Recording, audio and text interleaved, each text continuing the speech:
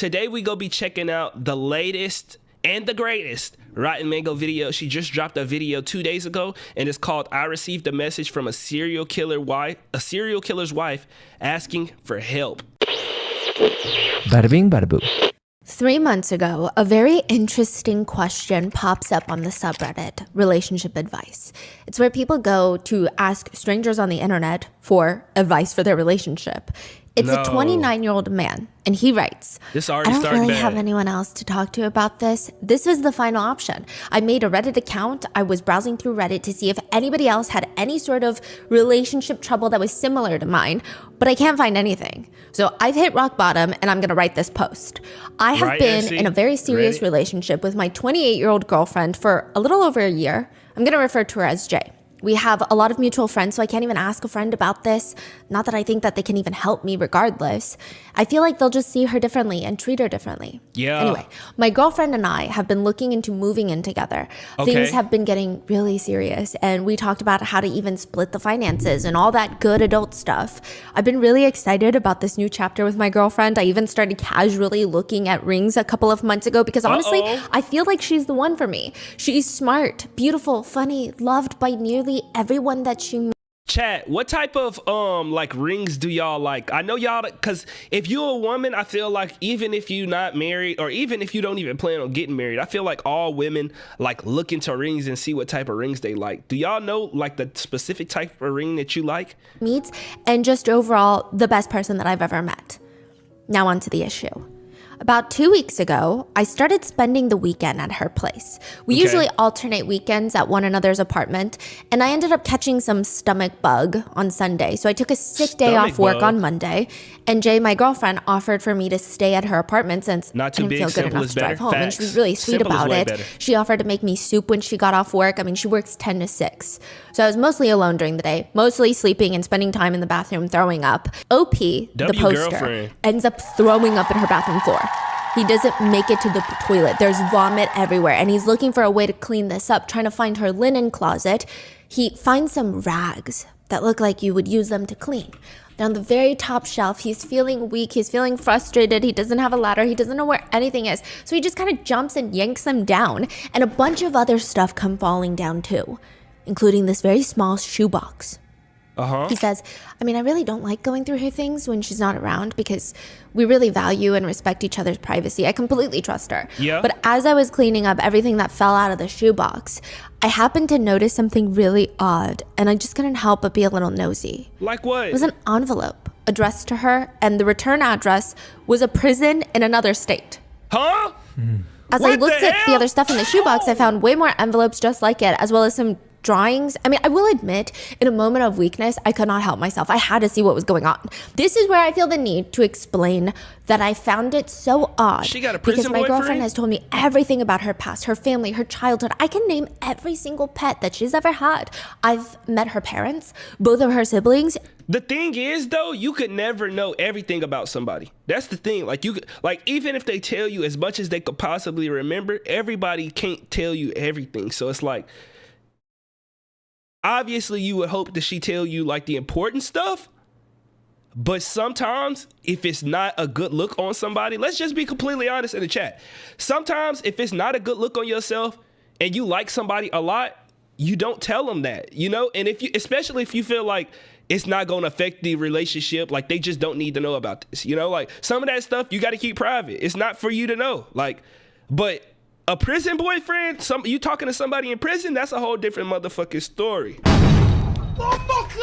And quite a few of our other family members, and not once, I mean at least anyone that she knows, not once did she tell me she knows anyone in prison or that she's communicating with anyone in prison.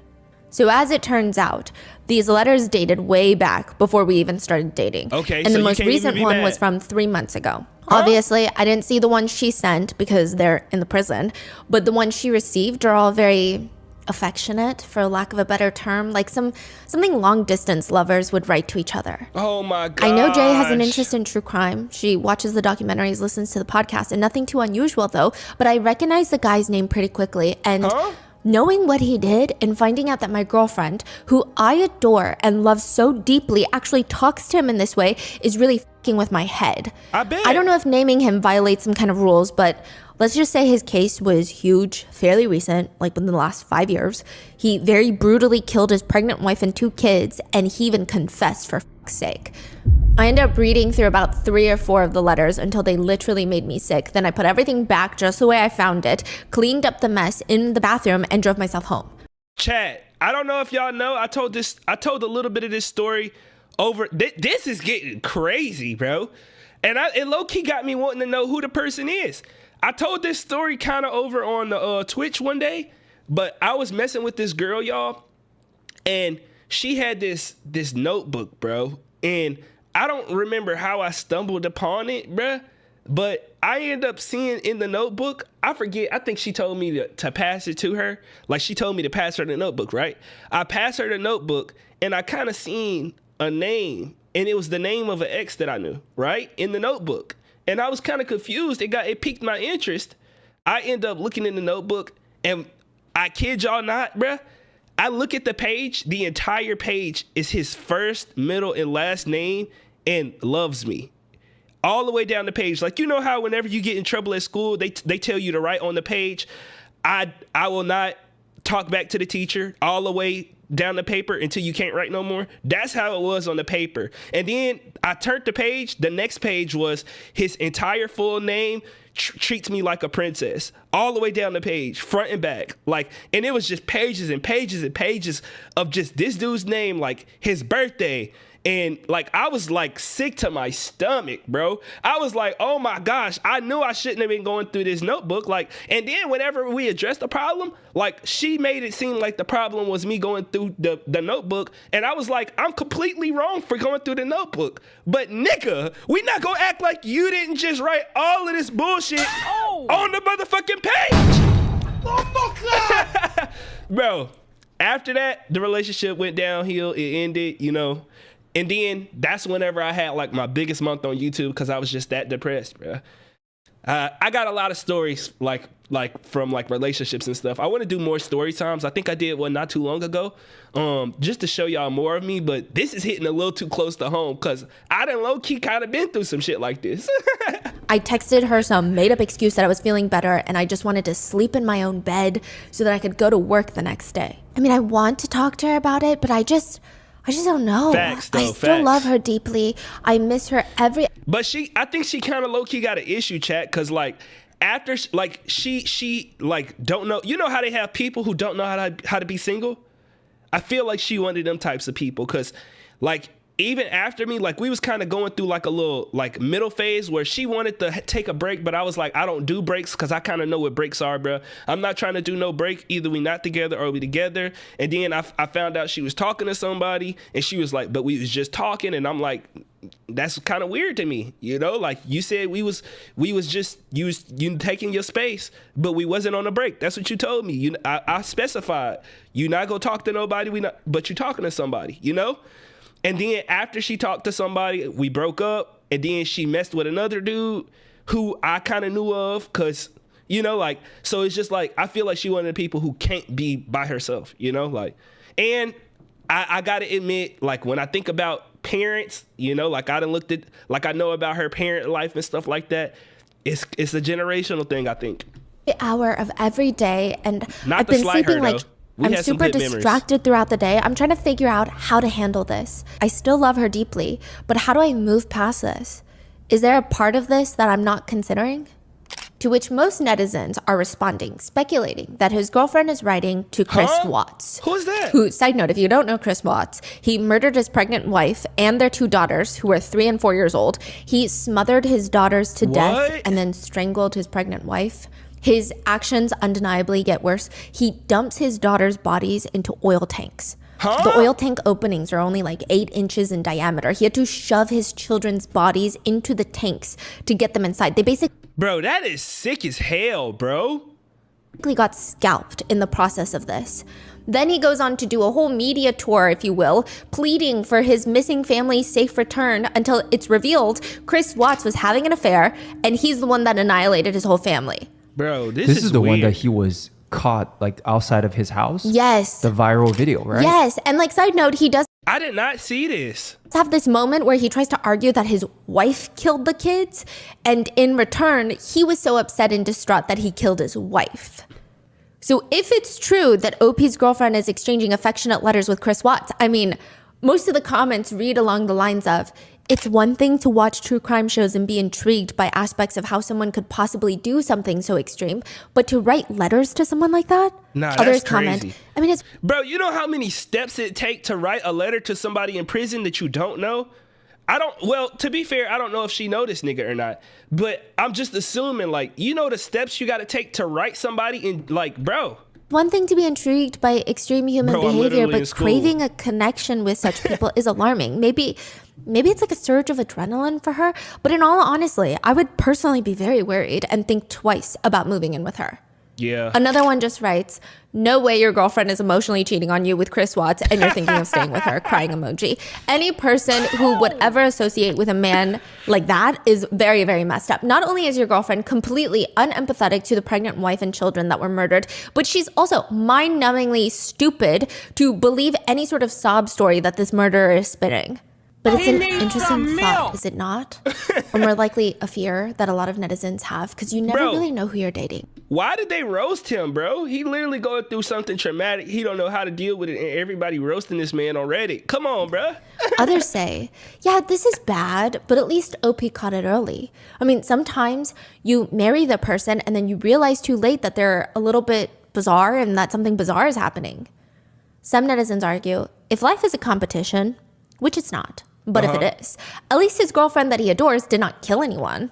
Because there are other people that wake up one morning and realize the person that they married is the killer. I mean, hypothetically speaking, true. What do you do if you wake up and your husband is a serial killer, your wife is a serial killer? Seattle went through this very dark period in Washington. For almost 20 years, they had an active serial killer operating in Seattle. Initially, how long? Did she just say 20 years, nigga? I'm moving, bro. What? Washington. For almost 20 years, they had an active serial killer operating in Seattle. Initially, people were terrified. I mean, the residents were terrified for 20 years, but they're also getting so fed up. Why the hell can't the police catch this guy? What's the big deal? You pass by the magazine stand in the grocery store, all the headlines, they're so bleak. This is being described as one of the nastiest homicides in King County record. Remains identified as 40th 40, nigga? Hell no. I'm not gonna lie. If I'm in this city, I'm moving, nigga. I'm moving. Nigga, 40 bodies? Bodies of young women found near Green River. What's their connection? Green River killer continues to elude massive task force. It's believed that the Green River serial killer has taken the lives of up to 71 victims. Is this solved? Nigga, 70 people? There's no way I'm staying. And it seemed like it's all women. This is weird. They're unsolved. It's solved. And it's scary, but at least Judith from Seattle feels some semblance of security, considering she lives with her husband, Gary. I mean, he's kind of like an old school gentleman. He pulls out the chairs for her. She doesn't even remember the last time that she opened her own car door when he's nearby. This has been her marriage for the past 13 years. Until there's a knock on the door. She opens the door, and it's a swarm of Seattle police. Gary is not who she thinks he is. Gary is the Green River killer. No. And initially, she did not believe them. How do you be married to somebody and you don't know that they are a serial killer? That's my thing. Like, how are you covering your tracks that much, bro? Are you just letting your husband go out and do whatever he want in this world that we live in? What's going on? There's no, like, it would be hard for me to believe that I could be married to somebody, come home to them every single night, and they could kill 70 people and I could never know. Like, I'm nosy. I'm sorry. It's no way that I refuse to believe it. Like, I would have to be married to somebody ridiculously smart for them to get away with that. In fact, for 2 years, she stands by her husband's side because how can he be a sexual sadist? That doesn't even make sense. First of all, their intimate life is very active. I mean, why? I mean, she thinks the police have the wrong guy until he confesses. That's when things slowly start clicking for her. The carpets that he was removing from the home after she had been on a trip, she thought he just wanted to fix up the place.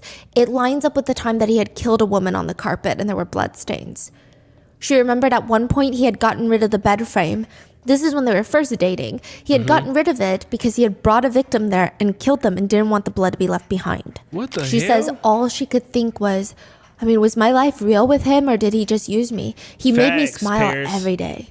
I had the perfect husband. I had the perfect life, and he was the perfect serial killer. Initially, Judith does not really have anyone to talk to about any of this. Yeah, the community, they actually feel that Judith must have known. Yeah, that's one thing that I was literally about to say. Like, obviously, she probably can't talk to nobody because they probably thinking, you gotta know. This nigga killed 70 plus people, nigga. You had to know something. And I feel bad for somebody who genuinely didn't know and, like, can't really talk to nobody about that. Like, you like half of your life, 20 years has been a lie to you. Like, you literally been living with a liar. Like, degree. That's what they're all thinking. Some of them aren't saying it because 13 years, how do you not know? This is the person that's closest to you. You sleep in the same room as them on a daily basis. A lot of people would drive by her house, take her planters, smash them onto the ground. Okay, come on now. Once she asked a neighbor to watch her cat for her, which they graciously said, of course we'll watch your cat. She goes back to get the cat back and they slam the door in her face. The words exchanged included something along the lines of, no, you're married to the Green River Killer. You can't have your cat back. huh? What? Like they say yes Seemingly intentionally to take her cat. Nah, that's weird. Wow. It's an interesting perspective in everything that's going on. Bro, like, what did the cat do? Because with all these cases, you have the victims. You have the victims' families. You have the serial killer's families, the detectives, witnesses, the jury, the judge, the prosecutors, defense attorneys, media. And then the serial killer's partners, they're kind of like a forgotten piece of everything. I feel like people care more so about the serial killer's parents, the upbringing, more than they do their current lives. Okay. Yeah, that's true. A few weeks ago, we received an email.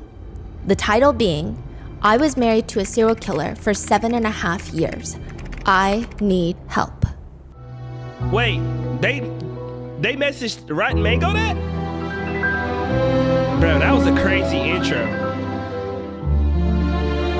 Let's get past this. We would like to thank today's sponsors who have made it possible for Rotten Mango to support the NECMEC, the National Center for Missing and Exploited Children, as well as the GoFundMe to support Rotten Mango advocates.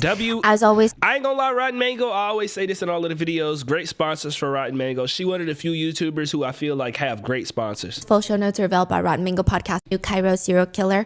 Most sources were in Arabic, and we did have someone that speaks Arabic on the team to assist, but we couldn't do as much of a thorough deep dive like we normally do, considering it felt like for this particular case, time is of the essence. Okay. The big issue here being, there is a child that has been kidnapped by a serial killer's family. But as always, perhaps more so on this episode, if there's anything that you felt was mistranslated, miscommunicated, or anything additional, please leave it in the comments for all of us to read. Lubna reached out to us to assist in getting her message out. However, she said she was unable to talk about the case itself or anything that could put her in legal hot water as she's still trying to get her son back. She's also stated that she's been getting death threats from the serial killer's side of the family. She still wishes to get her side of the family. So the family siding with him? And he a serial killer? Am I tripping? Or did maybe it's just like, let's keep it with a grain of salt. Rotten Mango not perfect. Maybe she didn't mean that. She's been getting death threats from the serial killer's side of the family. She still wishes to get her message out and find her son, but I think she's being smart and rightfully cautious about making comments towards them, about their son, the serial killer, for her own safety. Yeah. Which brings us to another disclaimer. Nothing I say in this video is a representation of Lubna's thoughts or experiences or opinions. I've exchanged a few emails with her, but I'm not privy to any sort of private thoughts or information, so keep that in mind. And with that being said, there are mentions of domestic violence as well as SA, so please watch at your own discretion, take care of yourself, and let's get into it. How much do you really know your husband? I mean, it's the age-old question, right? You married. I ain't married. I ain't got no husband. I ain't got no wife. You tell us, Rotten Mango. Darcy Brudos didn't know that her husband had a thing for feet. Okay, if we're being specific. Man, what the hell? Oh. For feet? Are we serious? What's up with foot fetishes? I don't understand it. Like, feet are regular as hell. Same thing as hands. Darcy Brudos didn't know that her husband had a thing for feet. Okay, if we're being specific, Jerry has a thing for shoes, high-heeled shoes, and women's lingerie. But their marriage is not the type of marriage where they openly talk about things like this. For Darcy's husband, Jerry, maybe He doesn't mention it because it's always been like this for him. It's like mentioning that I have 5 toes on my right foot. You heard that right, right, It rings Pasta. true to me, and it's been like that for as long as I can remember. So maybe I wouldn't consider it a big thing to announce to my husband, hey, I have 5 toes on my right foot. Jerry's fascination with high-heeled stilettos is like that. Huh? It starts at a really young age. But he blames his family friend. She had fallen asleep at the Jerry Burdos home, the family home. He sneaks in there and sees that she's wearing these high-heeled shoes. And something about the way that her foot arches, the way that her toes are just cramped into those stilettos, it unlocks something in him. He tries to slowly creep up on her and grab the heel of one stiletto and slowly peel it off so that he can steal it while she's asleep. Unsurprisingly, she wakes up. His plan goes down the drain, but it awakens something inside of him. Instead of stopping, he goes and he hides in his first grade teacher's desk to steal her high-heeled shoes. Are we being fucking for real right now? He needs some milk. What the hell? What type of crazy, like, kink fetish did this nigga, like, nigga, she was asleep on the bed with her high heels on and that just aroused you or something? Bro, maybe I'm a different type of nigga. I like regular shit. His first grade teacher's desk to steal her high-heeled shoes. He fails. But naturally, none of this is mentioned to his wife, Darcy. He also fails to mention at a young age, in middle school, he would go and steal undergarments from his friends' sisters. He had a thing for sniffing their undies, but that eventually escalates to him putting them on. He would steal them and then model them on himself. Or when Jerry turned 16, he had this lightning bolt strike of creative problem solving. He masterminds this whole plan. He would lure women to his home, trick them typically. When he was alone with them, he would give them a full tour of his bedroom before excusing himself. Let me just grab a water. Let me use the restroom. I'll be right back. But when he comes back into the room, he's changed into a new set of clothes. He's wearing a mask, holding a knife and a camera. He forces the women to strip down while he takes pictures, all whilst threatening to take their lives if they don't comply. Then when he gets the pictures he wants, he leaves. He takes off the masks, ruffles his hair, changes back into the first pair of clothes he invited the victim over with, runs back into the room. The craziest thing just happened. Nigga, this is way too much, bro. Like, what are you doing with your life, bro? Do you not have a job? What are people do? Like, this is why TikTok should not be banned, bro. This is literally why TikTok should not be banned, because if you do that, it's gonna be weird niggas with too much time. It's gonna be niggas with too much time. Why do you have the time and energy to do this, nigga? Nigga, you orchestrated a damn, nude heist. What the hell is going on? Nigga pulled somebody into the crib, went to the bathroom, changed clothes, extorted strip photos from them, and then left the crib with your regular clothes? That's just too much, bro. That's too much effort. There was a masked, knife-wielding man that had just broken into the house, tied me up so that they could get pictures of you or something. They left. That's crazy. I fought them off and they left. That's what I'm saying. And it worked? Yeah, I think sometimes it worked. Other times the girls were just too scared to say anything. Sometimes laziness would get the best of Jerry. He would eventually ditch the mask. Home Right, intruder Aaron? ruse out the window. And then he would just part his hair differently. He would part his hair, walk into the room and be like, I'm Jerry's non-existent brother, Ed. And you better strip down and I'm going to take pictures of you or else. He would even start fondling the victims. Perhaps it's the sheer confidence in how he does it. Some of the victims truly believed that they were essayed not by Jerry, but by his brother Ed. No Keep in fucking mind, way. this is all happening while he's in high school. It only gets worse as he grows up. If I'm the brother, I'm beating this nigga's ass, nigga. What the fuck? Like, imagine you go to school, everybody at school like, hey, that nigga Ed literally, and I'm sitting in that motherfucker like, what the fuck? No, I didn't. Like, nigga, you're literally setting your brother up for failure. Your brother looked like a creep, nigga. Hell no. He began stalking women, and at first, it add up. Is this the nigga we talking about? Nah, that makes sense. He definitely not getting voluntary coochie. It only gets worse as he grows up. He begins stalking women, and at first, he would just stalk them to strangle them, to steal their shoes, their stilettos. It's no way you, bro, literally, he might have had a better success rate if he just asked them or paid them. Literally, you could have paid the girl. Can I have your stilettos? I got a little bit of a thing. You get some money out of it, I get a stiletto. Nigga, you are literally like robbing people, like choking, like physically harming people for some high heels, my nigga? At first, he would just stalk them to strangle them, to steal their shoes, their stilettos. I mean, the shoes didn't even necessarily have to be on someone. It could be him. He would wear them. In another arrest, he's found in a college dorm wearing jean shorts, women's underwear, and high heels. And then it stops. He marries his wife, Darcy, and he thinks, the past is the past. I'm not even interested in that stuff anymore. I love Darcy. Darcy's my wife, okay? They're going to be in love. They're going to have kids, which they do. They do have kids, but they're no longer in love. Not that it matters, considering Jerry Brudos is a serial killer.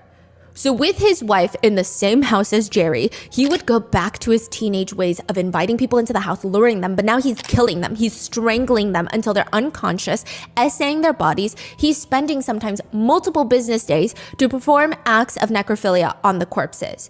His favorite thing to do was, remember how he stole underwear and shoes? He had closets. He had so much stolen stilettos and underwear. His favorite pastime was to dress the victims' bodies in those stolen items. And then take pictures like they're his personal dolls, solely existing to model his garments. He would obsessively dress and redress the victims over and over and over again. And unfortunately, Jerry was a big souvenir guy. The first victim, he sawed off her foot and kept it in their family freezer in the basement. Hell no. It's no way nobody didn't see this shit, bro. What? Multiple days of doing this. Nigga sawed off a foot and put it in the freezer. You telling me you didn't go and look through the freezer ever? You didn't see this? First victim, he sawed off her foot and kept it in their family freezer in the basement. And he would take it out anytime he wanted a foot model. His second victim, he cut off her breasts to keep as souvenirs.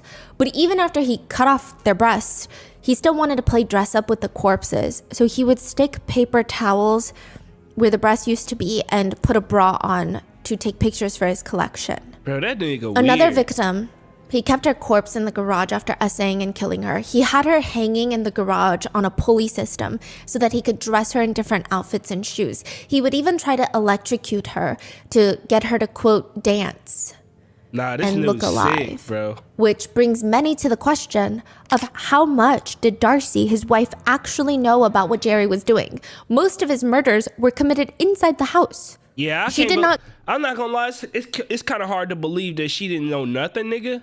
Go on lengthy business trips or trips with her children while he was killing. So did she hear nothing, see nothing, sense nothing? On one occasion, he even had dinner with his wife and kids while the victim was tied up alive in the basement. The police firmly believe that Darcy knew something. So they arrest her. They bring her in, interrogate her as an accomplice. And they're confronting her. You're telling us that you saw this chopped off breast laying around in the house.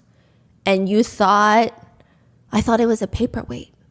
A what? What? That you get from like one of those sick antique stores, I guess, because it was encased in resin. He didn't just have like a flesh breast. He had put it into resin to mold it. You didn't think nothing was weird about that though? You didn't ask no questions? You gotta ask a question if you see a titty hanging around the crib, even if you don't think it's a real titty. Like even if it's a fake titty hanging around the crib, you gotta ask some questions. Am I tripping, chat? Chat, am I tripping? Please let me know. You see a titty hanging around your crib and it's not yours? Well, I guess you got yours right there, but you know what I'm saying? You see a titty hanging around the crib, you're not gonna ask a question? Like that's not something, I'm not that kinky, that weird. Like from like one of those sick antique stores, I guess, because it was encased in resin. He didn't just have like a flesh breast. He had put it into resin to mold it. Wow. I mean, it's almost unbelievable, right? Except that it's true. Darcy had no clue. She had been forbidden from entering the garage, basement, and freezer. After Jerry's arrest, he tried to ask Darcy. Forbidden? Nigga, this is our house. What the fuck you mean I'm forbidden? Forbidden from entering the garage, basement, and freezer. After Jerry. The freezer too? Nah, hell no. Something wrong with her. You let somebody tell you that in the house that you stay in, you let somebody tell you that you forbidden to go in the basement the freezer. Nigga, are we serious? His arrest, he tried to ask Darcy to get rid of evidence and she refused. She truly was oblivious to all the signs, like many wives of serial killers. This is just another serial killer from the Green River one. Yeah. A lot Right of them here? have wives that had no clue. Wow. 33 And they never kill their boys, a wives young man. because, you know, some people argue maybe there's some sort of emotional attachment. It's definitely more of a disguise. 10 plus victims. I don't think that there's any serial killer that truly cared much for their family members. I don't think that they have the capability Nah, this picture look weird for some reason. to do that. Yeah. For Darcy Brudos, the signs were objectively a bit more obvious. But what about the New Cairo serial killer? The guy that they call the Butcher of Egypt? Right, SC? What are the signs there? This is the wife who reached out, Yes. Okay. 3 bodies, all dumped on this stretch of desert land in Egypt. The Egyptian authorities have a problem. They've got 3 bodies. I mean, they're clearly connected. All 3 women have been murdered. They've been dumped along the desert road. There's evidence that they've been whipped pretty badly. Their necks are all broken, potentially strangulation. There are clear signs of torture wounds. There's and other drugs in each woman's system. I mean, it's pretty much undeniable that they're linked. But other than the same torture wounds, there is nothing else that can help the investigators. All 3 women live in different areas. They don't know each other. They range in age between 19 to 37. What is the connection between these 3 women? Once the bodies are located, news starts spreading. There's a serial killer active in Egypt. Some are calling him the Butcher. There's only been about 4 well-known serial killers from Egypt, and the police have no leads. My question is, and I got a question for everybody in the chat. Why do they be like coming up with nicknames for like these people or like I don't ever understand that. Like, why don't we just like come up with a name when they find the person's name? Like, you know, like Until a father walks into the station. air them niggas out. My daughter, she's missing. Okay, when was the last time you saw her? She told me she was going to study English with a professor, an English professor, I think. His name is Kareem. He's a famous TikToker.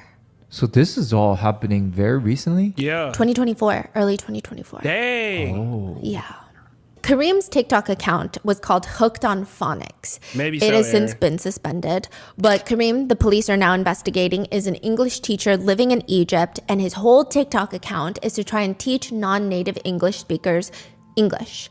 He would have a harder to pronounce English word on the screen for non-native speakers. How do you Okay, say baby. this word? Exquisite.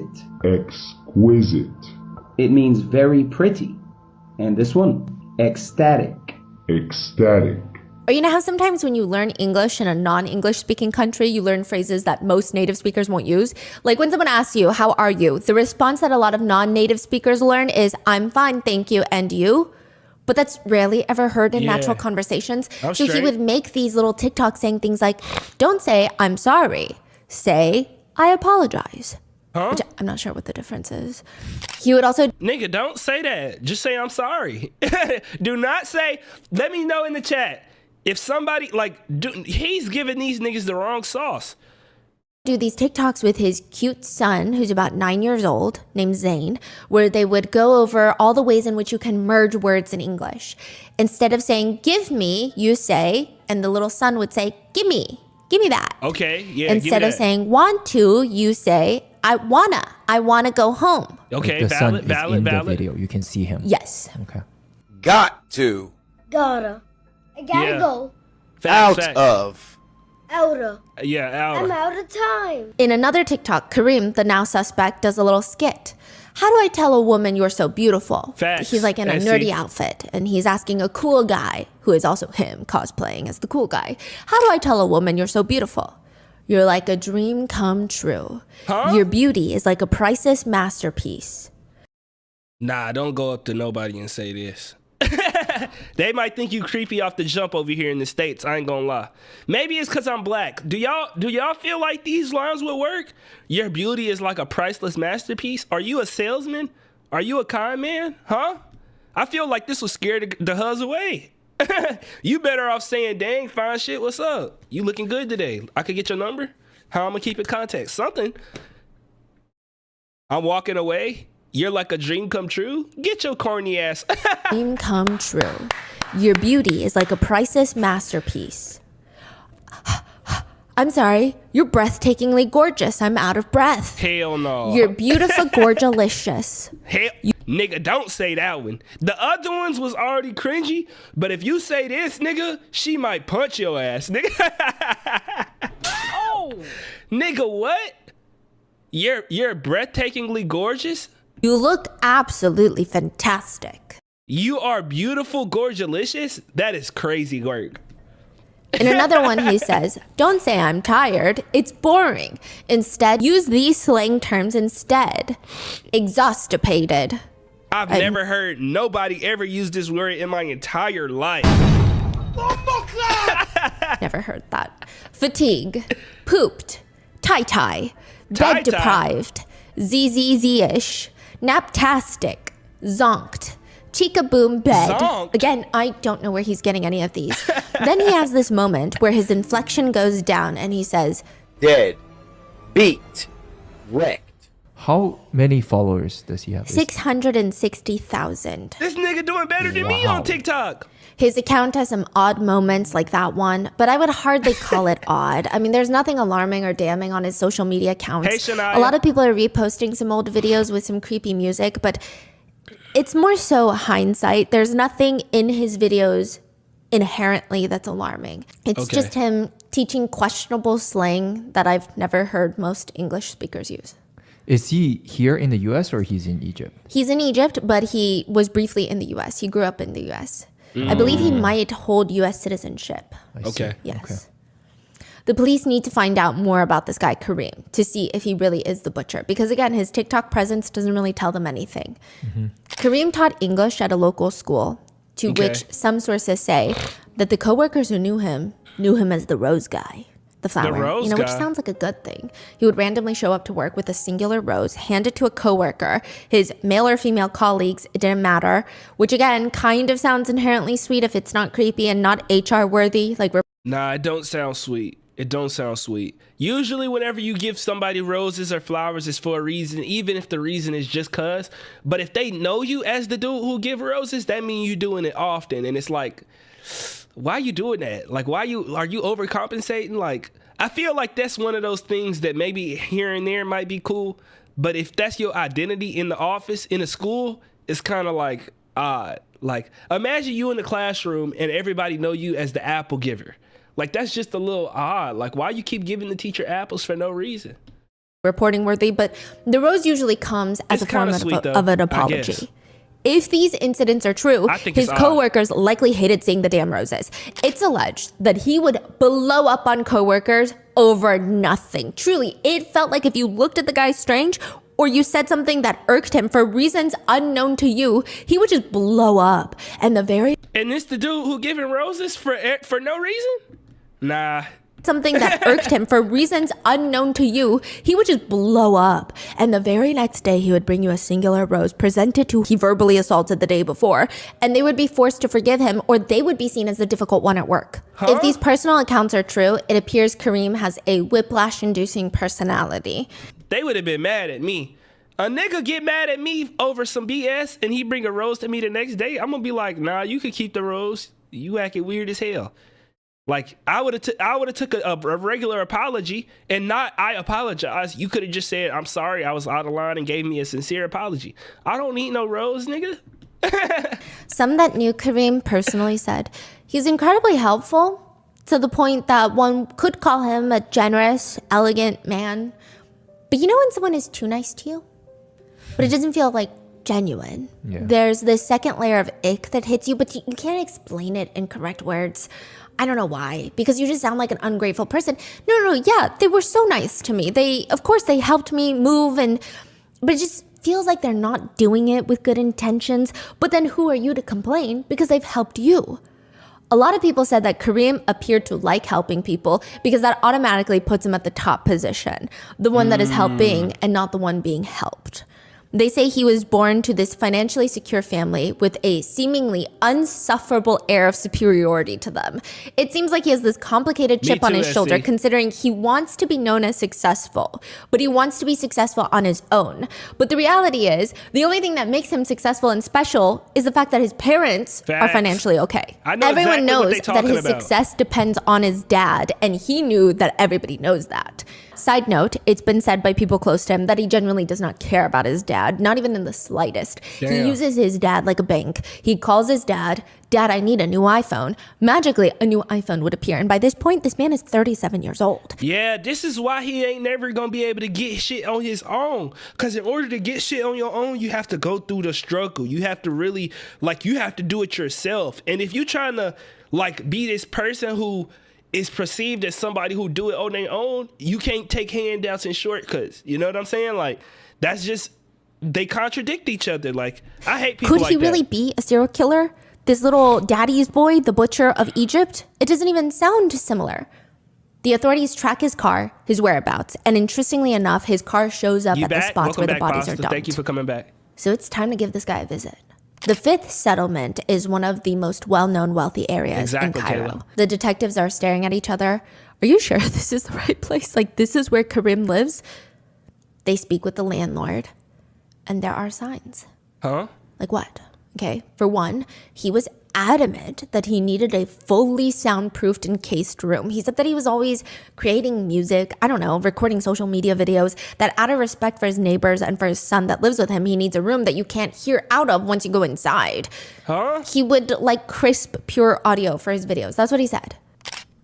You can request that? I thought that's something that you do on your own. That's not something that you just request from the landlord. I need a room that's you can't hear out of. I thought that's something that you set up. You get some soundproofing and put it on the walls or something like that. You requested that? See, this is another red flag. I believe them when they say that he asked for everything from his dad, because that's not something no normal person just asks for. Authorities get upstairs to the unit. They find the soundproof room, but they also find various drugs and what has been described by many sources as instruments of torture.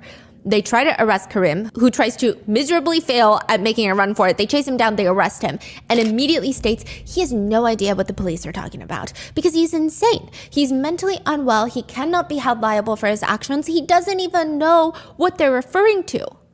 So this whole case happened because they found 3 bodies on the side of the road. And did 3 of them all die around the same time? Yes, relatively. Okay. It was pretty back to back, that there was some sort of connection. Back to back? It was, the cool off period, if you will, for the serial killer was very low. And then he just left them in public, just like that? On stretches of desert land. Oh. That's what I'm saying, Kayla. Yeah. Also found in his apartment were deleted but recovered videos from his phone and laptop. I feel like everybody, or I can't say everybody, I feel like a lot of people say that they insane whenever they plea. I feel like sometimes that's just such a cop-out. Bruh. Also found in his apartment were deleted but recovered videos from his phone and laptop that show him murdering the 3 victims. Videos of him drugging, essaying, and torturing the victims, not unlike Jerry Brudos. Eventually, he tells the authorities what happened. He would lure the women to his apartment, drug them with meth and other drugs. At one point, it seems like he's trying to get brownie points for the fact that he fed them narcotics, which would help with the pain that he was inflicting on them. He's like, you know what? I am inflicting a lot of pain. However, I gave them drugs, so it should decrease the pain that they felt. Bro, what? I think the thing that I hate most about serial killers and people who do this type of stuff is the fact that they don't care about other people's life. Our life is not something that's just you could just mess around with, throw away, disrespect. You got to realize that a life is so precious. It's literally time is literally the most precious thing we have on earth.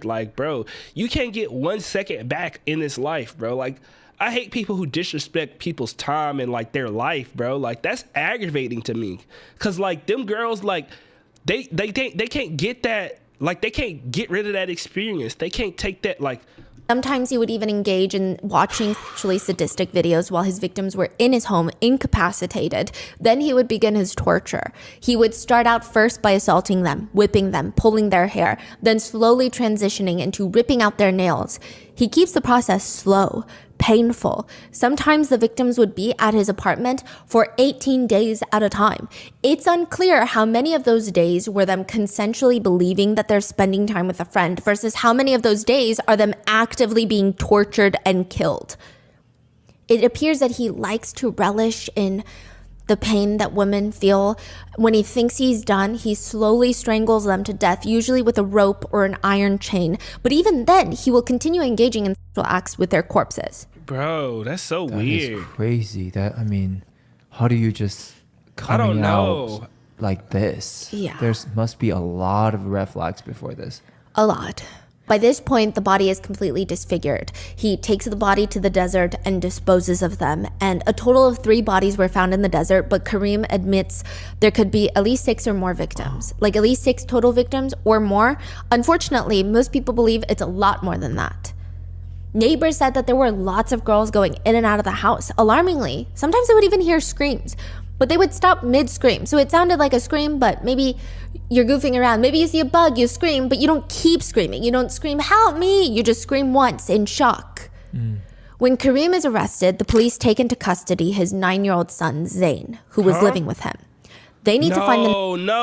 No. You did not expose your kid to this shit, bro. Don't tell me no, bro. Come on, bro. This is not right. Next person that would have custody over Zayn, because Karim can't take care of him. Karim is going to face the death penalty. That's crazy. So the son was living in the same house. Yes. Wow. They ask Karim, where is your son's mother? He responds, she's dead. Huh? December 13th, 2024, a TikTok goes viral of a woman named Lubna. It's her wearing a blue hoodie, sitting in front of her camera, and she looks very serious. She starts off, so I was married to a serial killer for 7.5 years. All my videos have been in Arabic to reach the Arabic community. So basically the serial killer, he tried to kill me many times. He tried to kill my sister many times.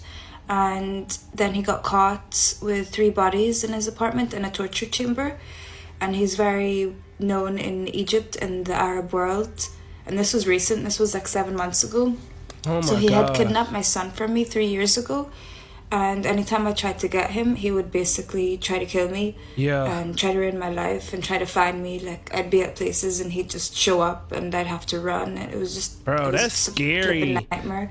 To live your life with that type of anxiety, number one, this nigga got your kid. He a serial killer. He trying to kill you every chance he get. Like, bro, that got to be like stressful. And keep in mind, you dealing with all of that while still trying to stay alive and still trying to get your son. Like, bro, imagine having to go to fucking work, or some of y'all in school, imagine having to go to school with all of that bullshit on your mind. Like, bro, I have sympathy for people like this.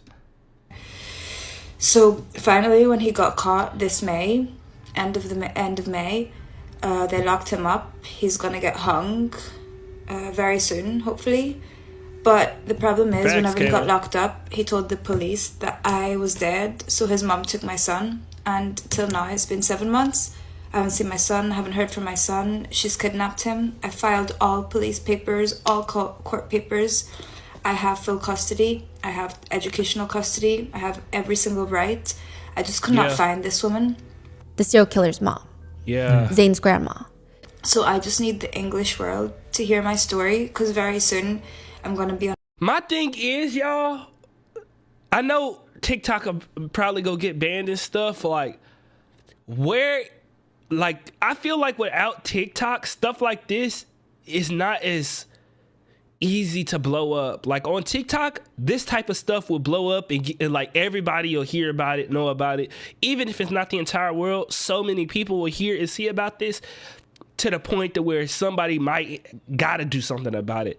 You know what I'm saying? Like, I feel like before, even though TikTok has kind of like drained me in some type of ways, because obviously we own that bitch so much that mentally it drains you a little bit. Like sometimes you don't want to hear the bad that's going on in the world and you don't want to see all of that stuff, but it do bring awareness on a global scale to a lot of stuff. So it's like, after this, where is all of that, communication gonna go? That's the big problem that I feel like a lot of people have with this TikTok ban is that's why people saying freedom of speech, the communication, bro. Like stuff spreads so fast, and it's like on other platforms you don't see that. I can't remember the last time I was on Instagram and just was scrolling and seeing something that had to do with the world or like wars, and like it's crazy. Like I feel like some other app gonna have to come out or something gonna have to happen, because like how are we gonna go back to just not knowing what's going on? I feel like the knowledge there on TikTok is just crazy. Like the ability for you to see stuff so fast.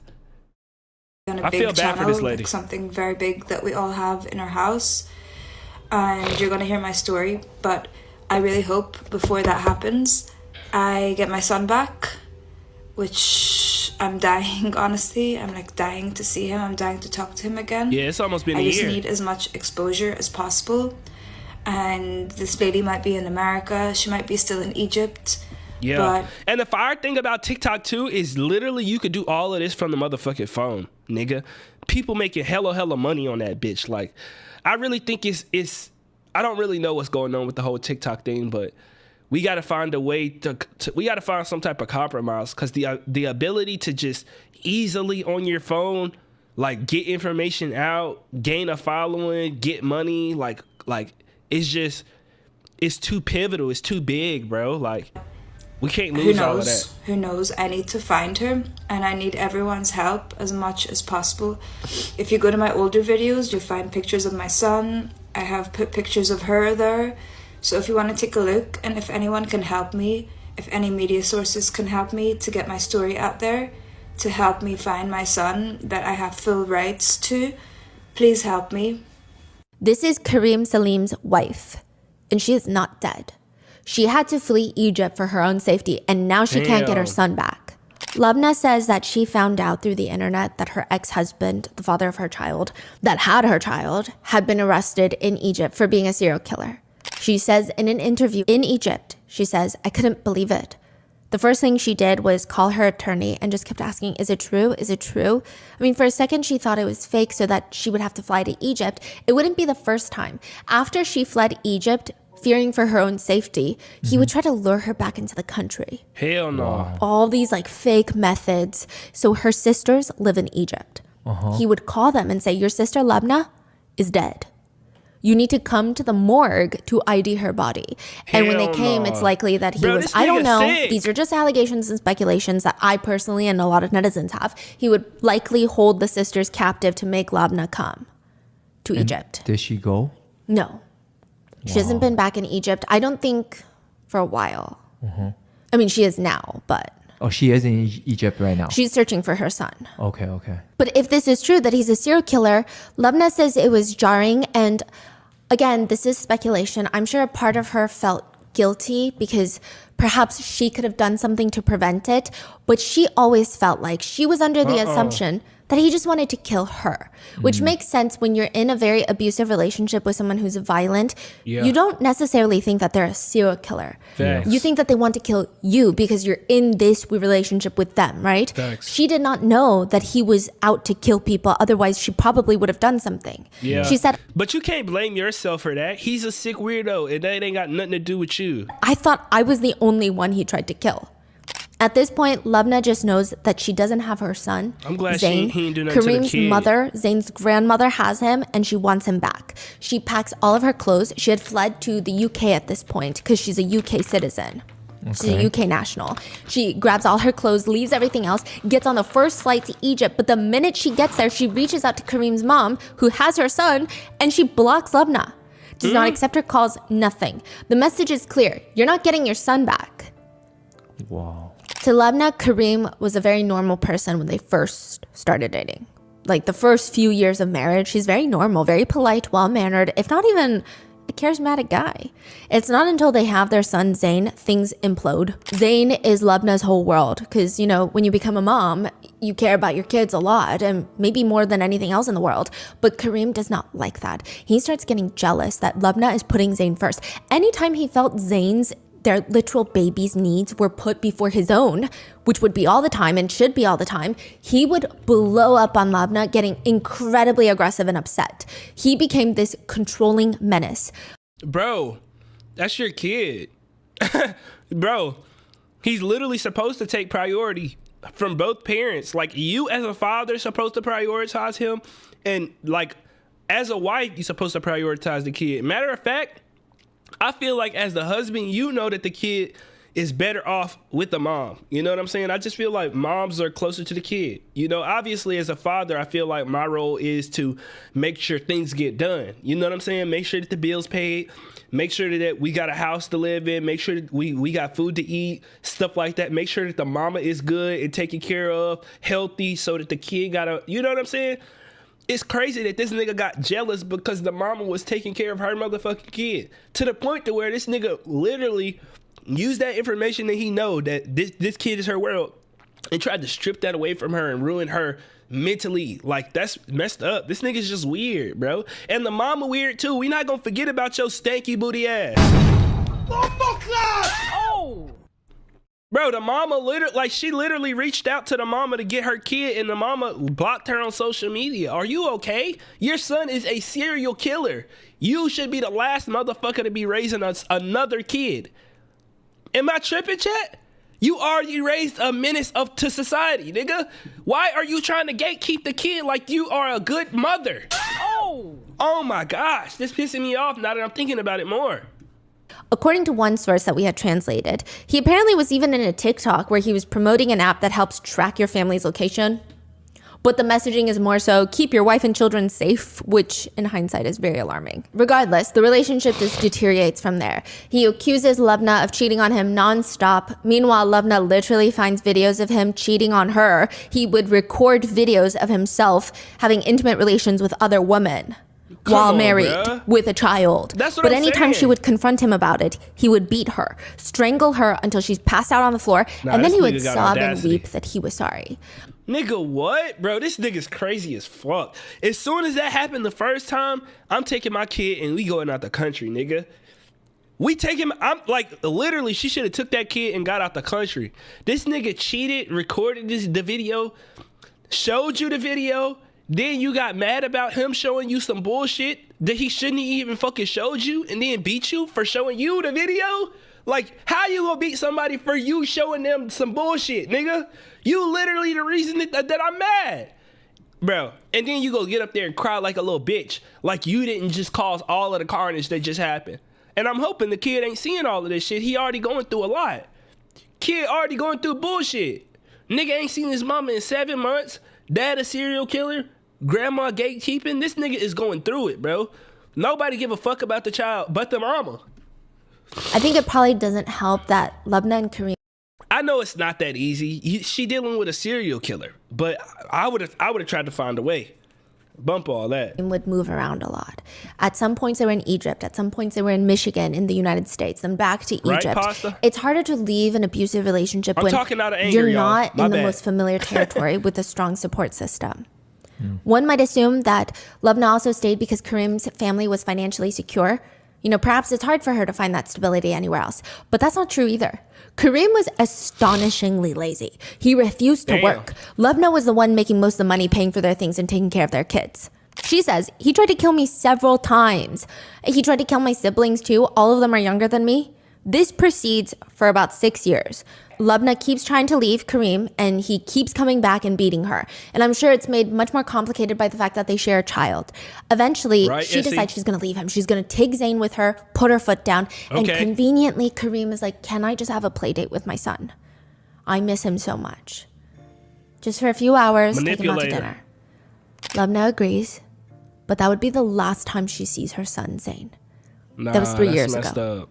So from what we can piece together from our sources, as a way to make sure that Lavna cannot come back for her son, Kareem files for divorce and accuses her of adultery, stating that he caught her with his own 2 eyes sleeping with his best friend, which I doubt, but regardless, adultery is punishable by law in Egypt, whereas domestic violence was not. Huh? Nigga, nah, I didn't hear that shit right. Did she just say adultery is wrong, but domestic abuse, physical abuse? Nah. Which I doubt, but regardless, adultery is punishable by law in Egypt, whereas domestic violence was not.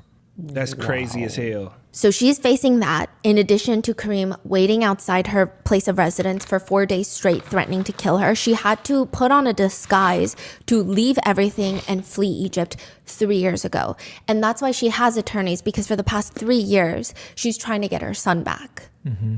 She's trying not to get killed, because if she gets killed, then her son is forever going to be with Kareem, right? She's just trying to get her son back. She's a British citizen. She's hiring attorneys, spending every cent that she makes on her attorneys, trying to figure out what to do, how to do this. But now that Kareem's been arrested for being a serial killer, she still can't get her son back. He has been, quote unquote, given to Kareem's mother, and she refuses to let Lubna see her son, let alone, she doesn't even know where they are. Lubna believes they might be in Egypt or maybe in Michigan. Now, if you're wondering why Michigan, Kareem used to live there when he was younger. He does have a U.S. citizenship. I don't know if he gave it up for an Egyptian citizenship or if it's dual, but he essayed a girl in Michigan. He does have a criminal record in the United States. Bruh. He was arrested, and afterwards he moved to Egypt to, I guess, have a clean start, because that's on his record. He can't really get a job in the U.S. That's why after they had kids, after they had Zayn, they were in the U.S. for a while. He couldn't work. So she's working. At this point, the authorities have found 3 bodies, but it's believed that there are at least 6 victims, at the very least, potentially more.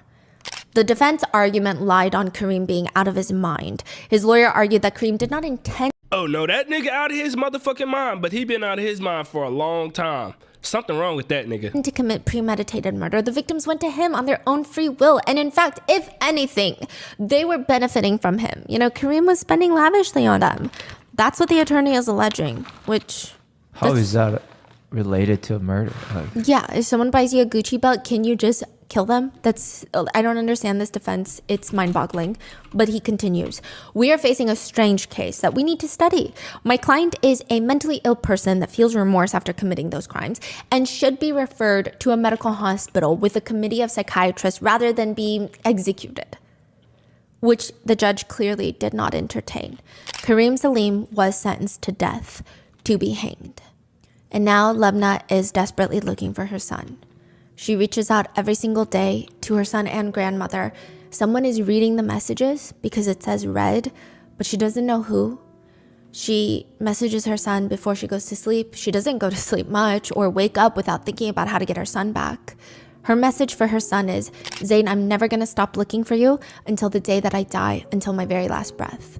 She says, I used to know what his favorite food was. I don't know if it's changed. I don't know if he's taller than me now. I don't know what he looks like other than from the videos and pictures that were posted on Kareem's TikTok. I don't know what his voice sounds like anymore. I can't see my son. I can't talk to him. I don't know what he loves, what he hates now, how he's growing up. I don't know how he lives his life. I don't know if he goes to school, if he likes school, what subjects he likes. I don't know anything. Because also, you have to think from 6 to 9, it's a huge developmental period where a lot of things change. Yeah. Her last memory was about a week before she last saw her son. Zayn asked to purchase a bunch of balloons at the store, and the two of them walked around the shopping center, and he would give out balloons to strangers. And she thought it was so fascinating. That's who her son is. He's the type to open doors for strangers for her. And for right now, Lubna's life is on hold. That's kind of how she explains it. She doesn't feel good. She just wants her son back. She's lost about 40 pounds in the past few months, but she's not going to give up. She says when they reunite, she's going to take him to the beach because that's our thing. We love the beach. In one interview in Arabic, she says, someone please help me. Someone stand up with me. Come with me, please. I finally reached the end. I may look okay and be talking on the outside, but on the inside, I'm broken. Yeah, tired of the bullshit, bro. She been going through this shit for so damn long, bro. She just want her son. She want to be able to live out. Like, and the thing is, like, I be telling my mom this. It must feel so weird that you used to change my diapers, and now I'm about to turn 25 and go into the Air Force. Like, I'm a YouTuber now. Like, it's crazy. Like, I got a college degree. Like, it probably feels so odd. Like, you literally used to be able to hold me in your hand, and now, like, I'm bigger than you. Like, it's crazy. And the fact that she got to experience all that and they didn't allow her to, like, every year is important, bro. Like, she don't know how long her kid gonna live. Like, that's messed up, bro. The grandma is so fucked up, bro. Like, and your son got sentenced to death, like for a valid reason, bro. Like the grandma is pissing me off just as much as the damn son. Like, bro. So most netizens are just trying to get the word out right now to figure out how to get Lubna back. And this will be, one of the rare times that we show a child's face that is, not super, I guess, certain cases you see the child's face, like John Benet Ramsey. It's hard to not see her face anywhere when you talk about her, but for this case, if you see him, please reach out to authorities. That's what Lubna says. Reach out to Lubna, because legally she has custody. So if that child is with anybody else, that is against the law. Facts. And they should be having a missing person report and missing person, like it should be everywhere, for real. If this, like, that's the truth. She got the custody that he considered a missing person. Mm-hmm. He's either in America or in Egypt. Yes. In America, there's Michigan. But in America, he should be in school. Yes. She has educational custody, and that's a point that she brings up. Nobody can enroll him in school without her because she has educational custody. She is worried that he's missing out on school right now too, because it's a developmental time that he needs to be in school. He needs to have a that's one of, like, the age that he had, that he's very important to be in school right now. A semblance of normalcy, right? Facts, SCW stuff. But a lot of people comment, schools these days, if you're a grandma and you can prove they're the grandma, they're not really gonna check. Damn. How y'all feel about that? Y'all think that's true? I do believe that the schools probably wouldn't check, like, that's definitely the grandma. It should be straight. Ain't no telling where the parents and stuff like that. Like, I feel like the schools wouldn't even be, like, depending on the school, She might have went to some schools and they was like, we can't sign them up without the parents' agreement and the grandma, like.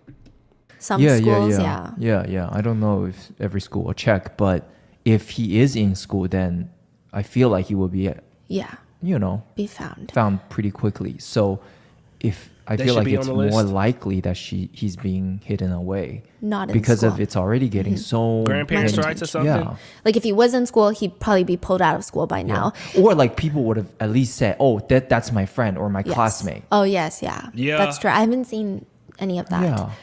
I haven't seen that. He could also be in Egypt, and maybe I know it's gone viral in the English-speaking world. It seems less viral in the Arabic-speaking world. I think Kareem's case is viral, but perhaps maybe not her pleas to get her son back. Wow. I don't know. The whole thing is crazy, so heartbreaking. I do believe that her son is an American national, though. But I don't know. Some people are recommending Lubna go to the U.S. Embassy. I think that she has. If I'm not mistaken, I'm pretty sure that she has. But just to remind you guys, so many kids go missing in America. Yeah, that's true. It's not just go to the embassy, everything's solved. Yeah. So if you guys see anything, hear anything, sense anything, let Lubna know. I'm going to link her GoFundMe as well as her TikTok. Just message her with actual information, I would say, and show her support in her videos. But if you're going to DM her, make sure you have some information. Yeah, don't just spam info. Yeah. But yes. If you know anything, let her know. And with that, please stay safe, everyone. And I will see you in the next one. Facts, bro. This was a tough case, bro. Probably not the toughest case that we've heard over here, but bro, like the fact that this is so recent, the fact that we still probably don't even know where her kid is, because keep in mind, this happened in 2024, bro. It's 2025. Hopefully she, is soon to be reunited with her kid, because, bro, you never know how long anybody got. You never know how long, like, such a strong woman, like, just fighting to see her kid, and I hope she get the opportunity. I want this case to be bigger in Egypt where this actually happened, because I feel like she never left Egypt, but Lord only knows. We got to keep her in the prayers and her kid in the prayers, because bruh, she didn't deserve that. Like, she already done went through so much trauma in the last dang near 7 years. She was married to him for 7 years, and she's still going through this, like almost 10 years of her life. Think about that. Almost 10 years of her life been consumed with this BS, like stuff that shouldn't even happen, bro. Like, and I will say I'm glad that she made it out with her life, because he done already murdered a couple of people. So I'm glad that she made it out with her life, and hopefully, you know, she get a happy ending and she get to raise her son so that he don't end up like the father, you know, like the grandmother not gonna raise him no damn better. So this was a tough case.